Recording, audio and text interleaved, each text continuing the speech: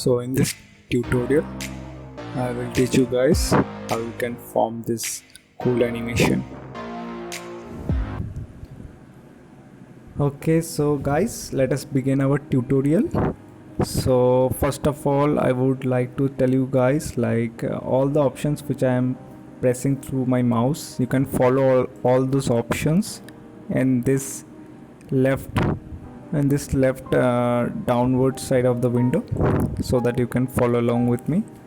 So first of all, we will click add, and under the mesh option we will go to the icosphere. Okay, so we need a more smoother sphere, so we will toggle to the edit mode and then right click on the icosphere, click subdivide, and in the subdivide option we will select the number of curves which is equals to 10, and we will make the smoothness equals to 1. Yeah, so as you can see, we got a perfect sphere. Okay, so after that we will toggle to the object mode. Yeah, now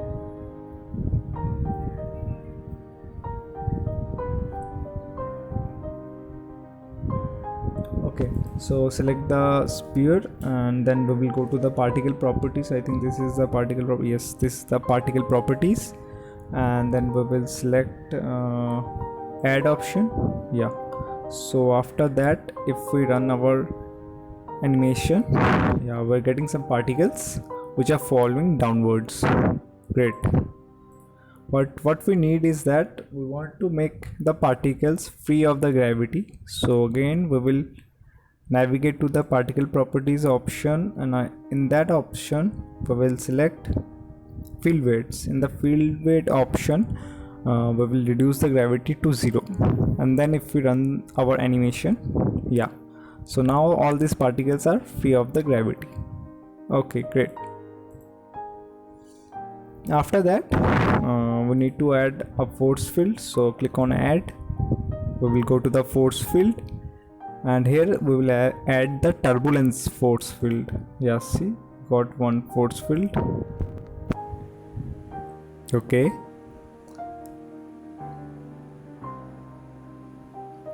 so basically now we need to yeah, we need to scale this force field. I think it is not visible. Just select the force field from here and select S from the keyboard, and then yeah, drag the mouse. Yeah, so this is my region of interest. So my force field has increased its reach and region with this much amount. After that we will go to the physical properties of the force field. So we are selecting the force field. Now we need to go to the physical properties. So where is the physical properties?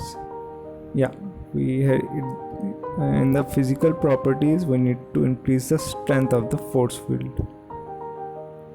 So in the strength option I will make it 100. Now if we run my animation, see, we're getting some random movement. Okay, so after that I think the speed of the particles is quite high, so I want to reduce the speed of the particles. So for that I need to move to another section. I think this should yeah, I need to move to output properties. In output properties I need to navigate to time remapping. Yeah, in the time remapping section make the old value as 50. Now if I run my animation, see, the particles are much cooler and calmer. Yeah, I like this animation. Okay, so after that I think what I am finding out is that the particles are moving far away from the sphere, which is not good for our this pattern animation. So what I want is that I want the particles to remain near the sphere itself. So I will select the sphere or the field, then I will go to the physical properties option, and then I will select the flow. Yeah, this is the flow, so I want to set the flow to 8.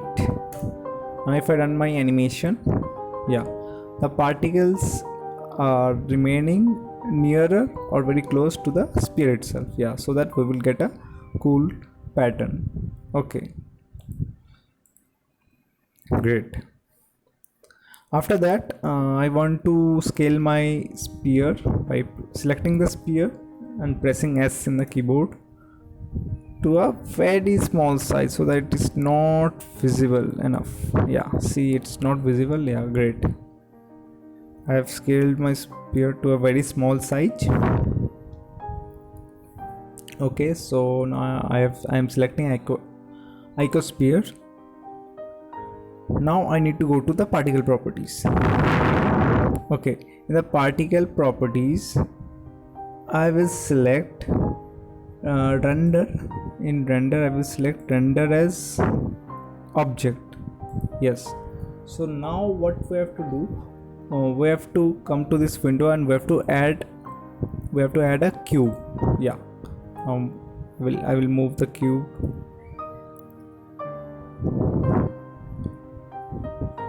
I will move the cube to any other location. 1 minute. Yeah, press G and move the cube. Yeah. So now again select the. We will go to the icosphere. I will select icosphere, and then we will go to the particle properties. In particle properties again, we will go towards the render. Yeah, this is our render option. In the render option, we have already selected render as, which should be an object, correct? And in instance object, we will select this cube. Yes, we have done it. Great. So now if I run my animation, we should get a collection of cubes. See, we are getting the pattern in the form of cube. Earlier we were getting it in the form of spheres, but now we're getting it in the form of cube. Great. Okay, so after that step, we need to okay, so we will select our cube. After selecting it, we will go to the render properties. In the render properties, I think, yeah, we need to switch on the bloom option, and we have to select EEVEE as the render engine. After that, we have to move to the material properties. In the material properties, we have to select the surface as emission. Okay, in the emission, we have to choose our color. The color of our cube should be like this. It's quite a bright color, and we have to increase the strength to 3 or 5. Yeah, let us make it 5. Yeah, that's it. Now we have to do what we have to do. Now I will run our animation. Okay, so we are not getting our color. So for getting our animation, stop the animation, press Z in your keyboard, and then select rendered option. Now if I play my animation, see, we are getting a cool animation. Isn't it cool?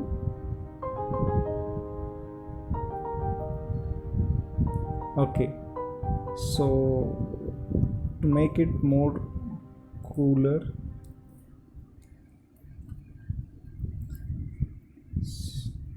okay, so in order to improve our animation, okay, so first of all, switch off the cube. Like I need to make the cube invisible. Yeah, so now the cube is not visible, otherwise it was creating an obstruction.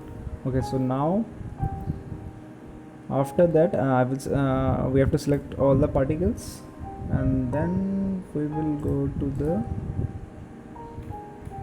yes, and then we will move to the particle properties option. In the particle properties option, we will increase the number of particles to 50,000.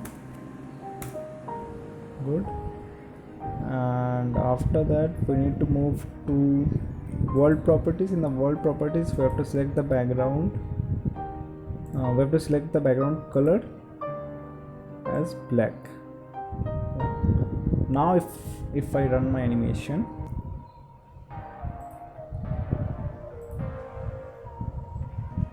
see, we are getting some great animation. So still I think it's not completely visible, or it's creating some confusing patterns. So in order to rectify that, we need to select the particles, then move towards the particle properties,